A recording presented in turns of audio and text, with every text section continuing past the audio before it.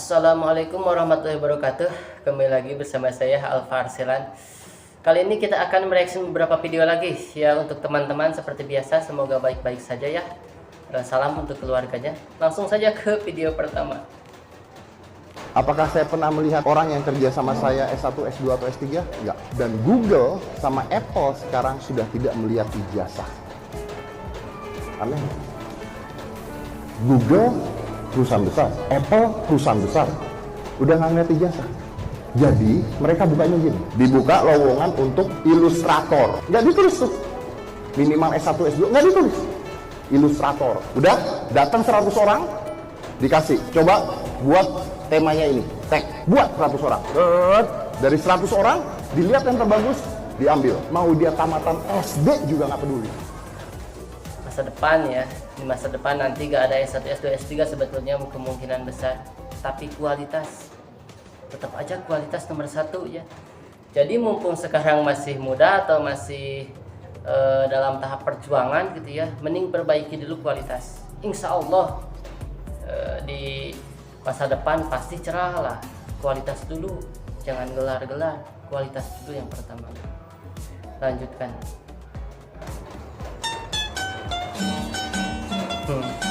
Cerah ulang tahun ya.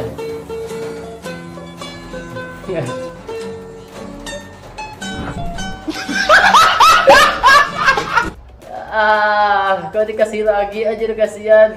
Gitu doang, bagus sih, bagus kalau ke teman dekat bagus ya. Lanjutkan.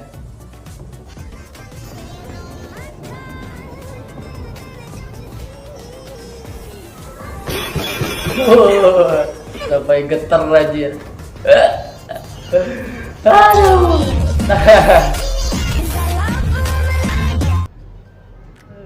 Takutlah, bagus untuk calon ayah atau calon ibu ya. Kalau anaknya gak mau makan, gini aja, gampang. Lanjut.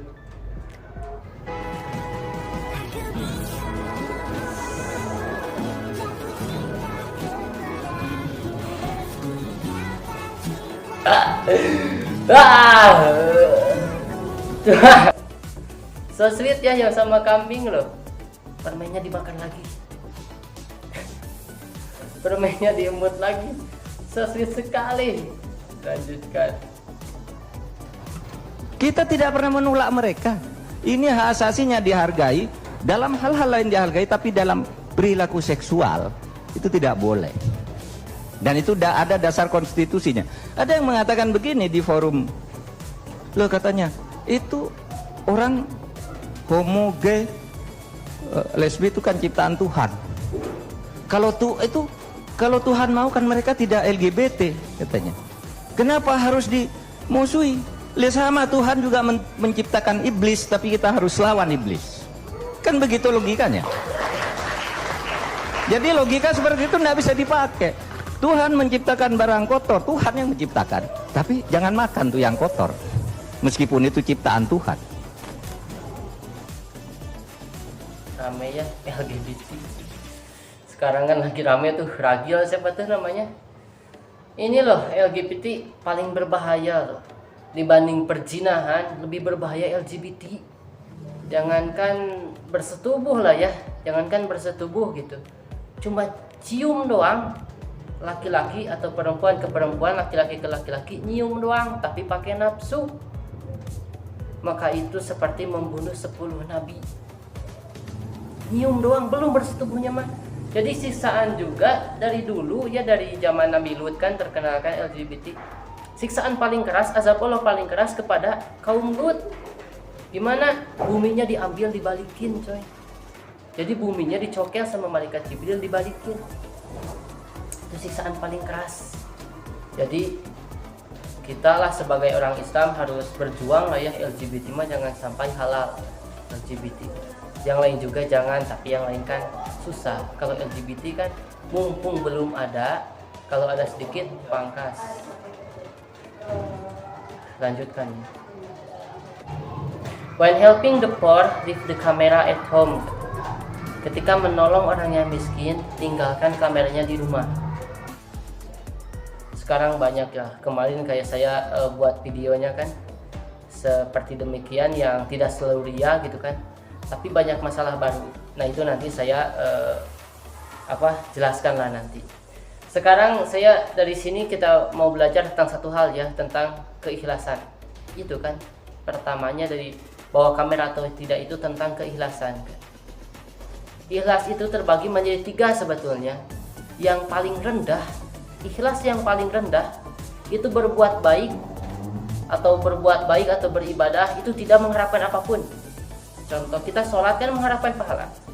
Kalau orang yang ikhlas di tingkat terakhir, tingkat paling rendah, itu kita sholat karena suatu kewajiban, kita bersedekah karena suatu kebaikan yang harus kita lakukan gitu. Tapi mungkin ada ya pertanyaan dari teman-teman, ada juga kok yang ikhlas karena Allah gitu kan. Ikhlas karena Allah, gini loh, ikhlas karena Allah bagus ya, pahalanya gede. Seperti sedekah, pahalanya ada yang 1/10, 1/100, 1/1000, 1/7000. Ada terus sholat pahalanya gede kan, berpuasa pahalanya gede, itu ikhlas karena Allah kan. Kita melakukannya ikhlas karena Allah. Tapi hitunglah kita pahalanya besar. Itu kalau keburukan kita lebih besar, kan itu pahala itu kalah kan, pahala yang lebih besar itu kalah. Tapi kalau kalian melakukan sholat karena Allah pertamanya, sholat karena Allah, sedekah karena Allah, ibadah semuanya karena Allah, terus terbiasa. Setelah terbiasa, kan kita sholat sudah karena Allah lagi, karena kita sudah lewati fase itu gitu. Gimana tuh kita sholat karena kewajiban, kita melakukan kebaikan karena kewajiban, kita sedekah karena harus membantu orang lain, itu karena sudah terbiasa. Nah kalau itu ganjarannya bukan lagi pahala, tapi rahmat Allah. Ketika orang mendapatkan rahmat Allah nih, karena dia tulus melakukan sesuatu, dia mendapatkan rahmat Allah. Siapa yang bisa mencegahnya masuk surga? Siapa coba? Walaupun dia sepanjang hidupnya buruk, kalau dia sudah mendapatkan rahmat Allah, di akhirnya pasti baik. Dia pasti husnul khotimah.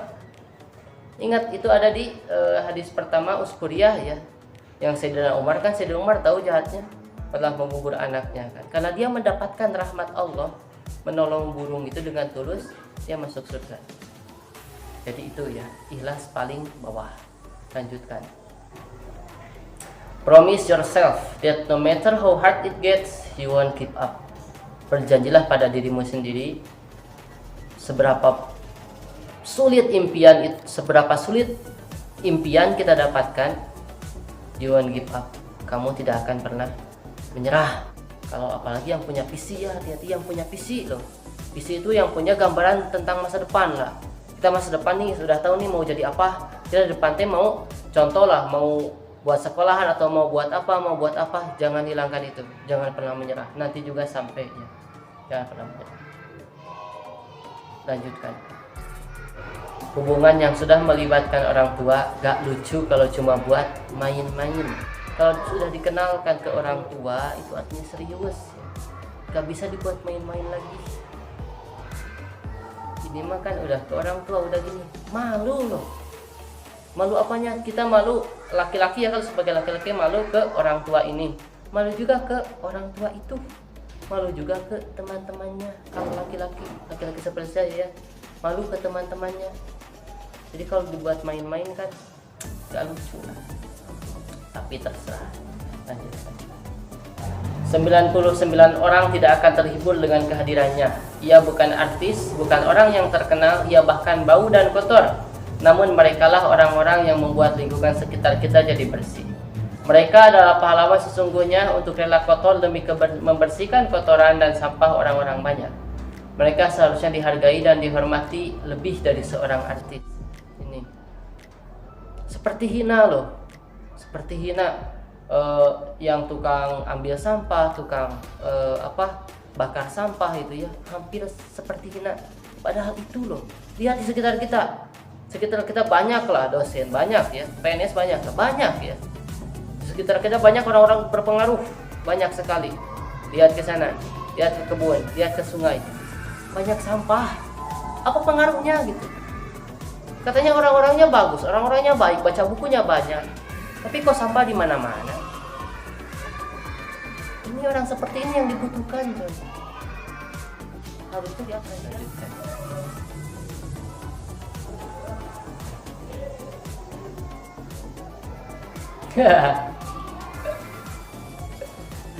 Gak tahu mendadak bego, gagal lo, gagal coy. Lanjut.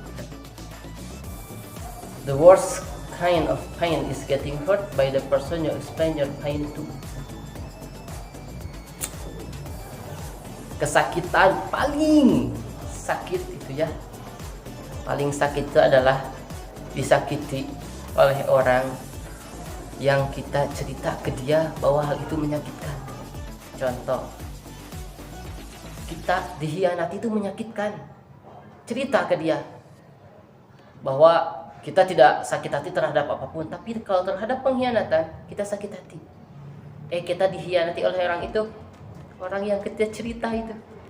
Bayangkan kan, sakit loh. Bagus, lanjutkan. Sekalian lah. Adik saya bertanya ya, A, kenapa katanya? Kenapa A kalau sakit hati kok sebentar gitu? Gak lama. Ini saya jelaskan sekalian ke sini ya.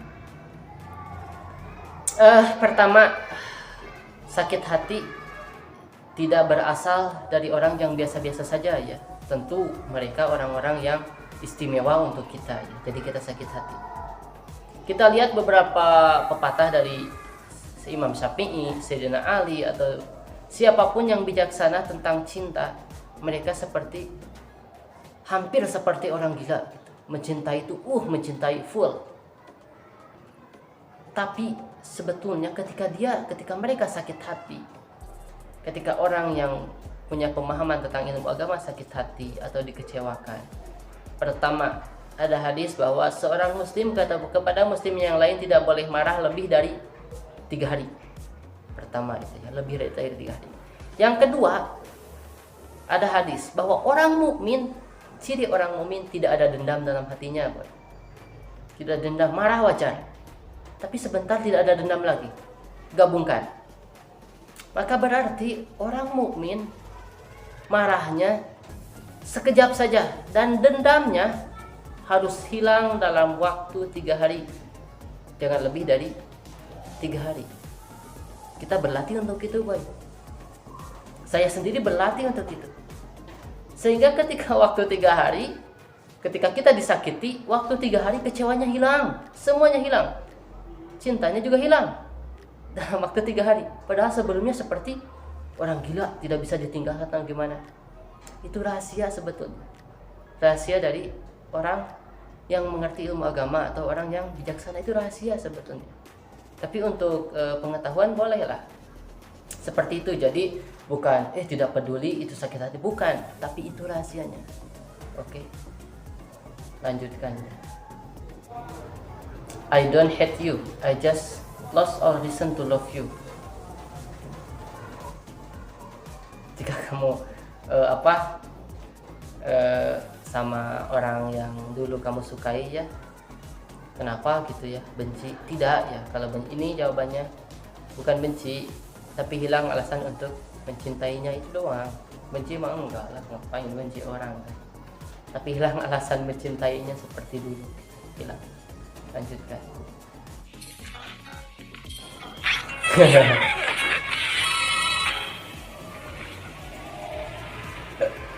Masa hidup lagi.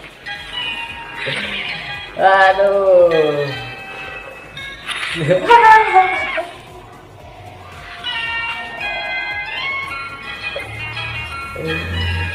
Aduh, banyak hidup lagi terus.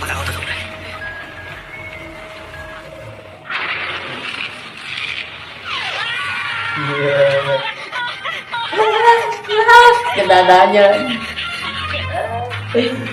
Aduh.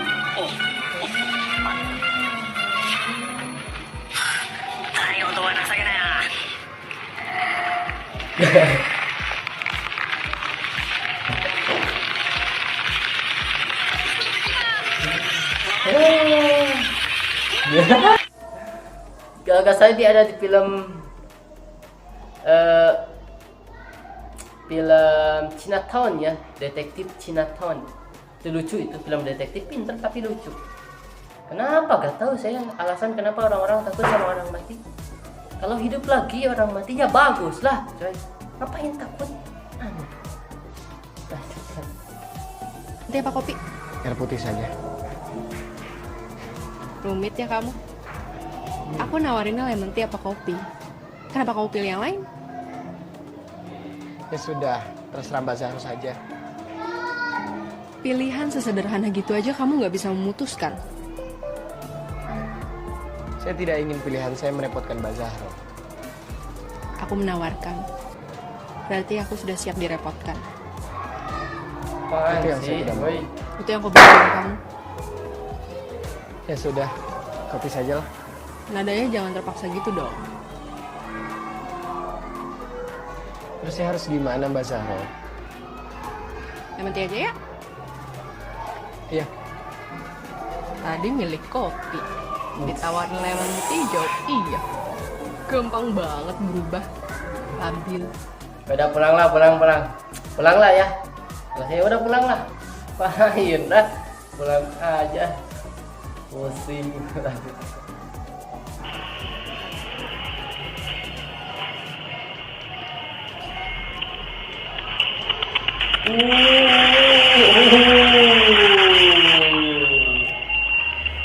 Santai sekali.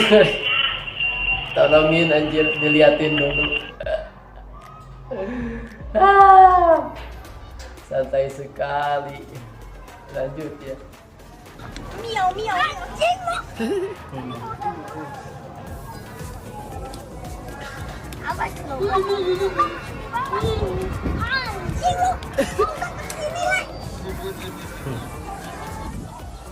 Dampak negatif ya penggunaan HP bagi anak kecil. Dengar bahasanya, lihat juga kelakuannya. Untuk anak kecil janganlah, hati-hati.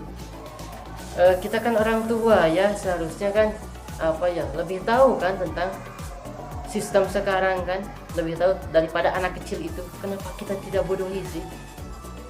Maksudnya beri aplikasi atau gimana gitu, batas waktu. Lihat bahasanya boy, toksik loh bahasanya kasar. Siapa yang bisa coba? Siapa yang bisa nyeramahi dia? Orang tuanya enggak akan didengar. Orang lain apalagi boy, guru apalagi gak akan didengar coba kalau udah seperti ini. Yang bisa memperbaiki orang ini adalah orang yang mengerti keadaannya coy. Ini yang dibutuhkan orang-orang seperti ini, yang mengerti keadaan orang ini. Mengerti keadaan tuh gimana? Kita tahu kan dalam game online gitu ya, bahasa mereka, bahasa orang lain kasar-kasar gitu ya, toksik. Kita tahu ini nempel ke anaknya. Kita harus tahu bahwa main game itu bukan perkara yang tidak enak loh. Main game itu rame, apalagi online, bersaing dengan orang lain. Kita menang, mungkin bahagia karena itu kan. Coba, tapi siapa loh yang bisa menyadari lah, yang bisa menyadarkan orang seperti ini? Hanya satu menurut saya, yang tadi, orang yang mengerti, yang pernah bermain game sampai larut malam kemudian dia bertobat. Orang itu boy, siapa orang itu? Orang itu cari orang itu. Dia yang bisa. Jika bukan orang itu, susah. Sekarang orang-orang hanya ingin dimengerti, tidak mau mengerti orang lain. Makanya orang yang terbaik harus mengerti tanpa perlu dimengerti orang lain. Oke? Seperti saya video kali ini. Semoga bermanfaat. Assalamualaikum warahmatullahi wabarakatuh.